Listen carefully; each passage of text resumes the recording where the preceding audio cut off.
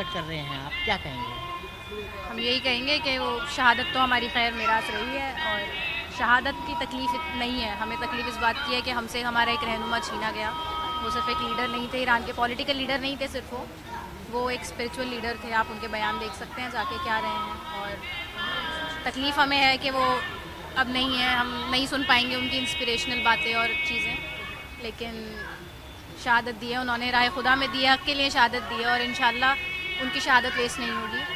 इतना हमें यकीन है कि नहीं होगी। हमारा दिल कहता है कि ताकत किसी दूसरे के पास कितनी ही हो, गलत गलत होता है और गलत के ख़िलाफ़ किसी ने आवाज़ उठा के अगर अपनी जान दे दी है तो वो कहीं ना कहीं खुदा उसके हक़ में बेहतर करेगा। लेकिन जिस तरीके से अभी युद्ध चल रहा है, नुकसान दोनों देशों का हुआ जी है, बिल्कुल। कि रुकना चाहिए इस तरह? देखिए, वॉर से कभी किसी का फ़ायदा नहीं हुआ है। वॉर हमेशा नुकसान देती है, चाहे एक पार्टी गलत हो या एक पार्टी सही हो। नुकसान दोनों तरफ बराबर का होता है, ज़्यादा नुकसान सिविलियंस का होता है, इतना सरकारों का नहीं होता।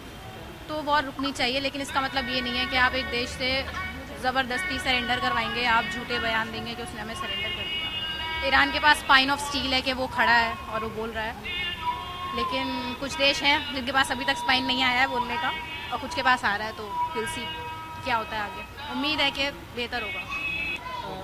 आज आप कहीं ना कहीं समर्थन देने आए हैं, क्या कहेंगे आज जिस तरीके से हम ये- शोक भी प्रकट कर रहे हैं? जी, खामनई साहब की शहादत के बाद हमारे सरों से एक साया उठ गया। हमें बहुत दुख है कि हमारे आका जान हमारे सरों पर नहीं रहे। ईरान इज़राइल और अमेरिका को खुदा निस्तो नाबूद करे, बहुत जुल्म कर रहा है। छोटी छोटी बच्चियों को शहीद कर दिया, 165 बच्चियाँ मारी गई। बहुत दुख की बात है, इसीलिए हम यहाँ सब जमा हुए हैं खामनई साहब की शहादत की वजह से। हमें बहुत दुख है। इंशाल्लाह इनकलाब आएगा, अमेरिका और इज़राइल निस्तो नाबूद होंगे, ईरान को फतेहयाबी नसीब होगी। इलाही आमीन। अभी भी युद्ध चल रहा है, रुकना चाहिए जिस तरीके से? जब तक अमेरिका और इजराइल का खात्मा ना हो जाए ये युद्ध नहीं रुकेगा। और खामनई साहब की यही वो थी, वो शहीद ही इसीलिए वो करके उन्होंने कहा था मुझे शहादत कबूल है।